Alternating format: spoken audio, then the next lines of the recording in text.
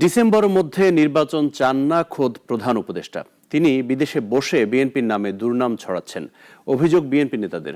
মৃত্যুবার্ষিকীতে দলের প্রতিষ্ঠাতার সমাধিতে শ্রদ্ধা নিবেদন করেন তারা। পৃথক অনুষ্ঠানে দলটির নেতারা বলেন, ডিসেম্বরের মধ্যে কোন দলগুলো ভোট চায় জানেন না প্রধান উপদেষ্টা। বিএনপির প্রতিষ্ঠাতা ও প্রয়াত রাষ্ট্রপতি জিয়াউর রহমানের ৪৪তম শাহাদত বার্ষিকী। ১৯৩৬ সালে বগুড়ার বাগবাড়িতে জন্ম নেয়া এ মহান নেতা মুক্তিযুদ্ধের সময় পাকিস্তানি বাহিনীর বিরুদ্ধে বিদ্রোহ ঘোষণা করে সশস্ত্র যুদ্ধে অংশ নেন। ৭১ সালের ২৭ মার্চ তিনি চট্টগ্রামের কালুরঘাট বেতার কেন্দ্র থেকে স্বাধীনতার ঘোষণা দেন।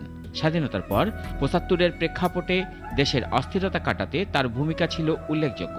১৯৭৭ সালে তিনি রাষ্ট্রপতির দায়িত্ব নেন। একই বছর তিনি জাতীয়তাবাদী দল প্রতিষ্ঠা করেন। ১৯৭৭ থেকে ৮১, ৪ বছরেই তিনি দেশের সংকট কেটে স্বাভাবিক অবস্থায় নিয়ে আসেন। প্রতিষ্ঠা করেন বহুদলীয় গণতন্ত্র। দেশের উন্নয়ন নিয়ে যখন স্বপ্নে বিভোর বিএনপির প্রতিষ্ঠাতা, ঠিক তখনই তাকে থামিয়ে দেয় একদলে বিপদগামী সেনা। চট্টগ্রামের সার্কিট হাউসে নির্মমভাবে তাকে হত্যা করা হয়।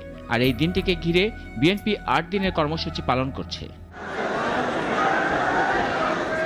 সকালে প্রয়াত রাষ্ট্রপতির কবরে শ্রদ্ধা নিবেদন করেন দলটির জ্যেষ্ঠ নেতা ও দলীয় নেতাকর্মীরা। পরে সাংবাদিকদের সাথে কথা বলেন তারা। সরকারের সমালোচনা করে বলেন, তারা এখন শুধু বিএনপির দুর্নাম বিদেশে বসেও করছে। এটা লজ্জার। ইউনিসেফ জাপানে বসে বিএনপি সম্পর্কে বদনাম করছেন।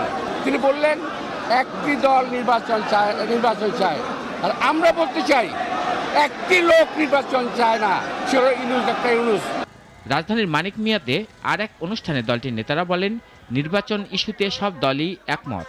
বিএনপি ও যুগপৎ আন্দোলনে থাকা সব দল ডিসেম্বরের মধ্যে নির্বাচন চায়। আমরা এই বিষয়ে মনে করি ওনার যথেষ্ট তথ্য নেই। সমগ্র জাতি একটি সুষ্ঠু, সুন্দর, নিরপেক্ষ নির্বাচনের জন্য অপেক্ষমান। দলীয় প্রতিষ্ঠাতার শাহাদাত বার্ষিকী উপলক্ষে রাজধানীর বিভিন্ন এলাকা সহ সারা দেশে নানা কর্মসূচি পালন করছে দলটি।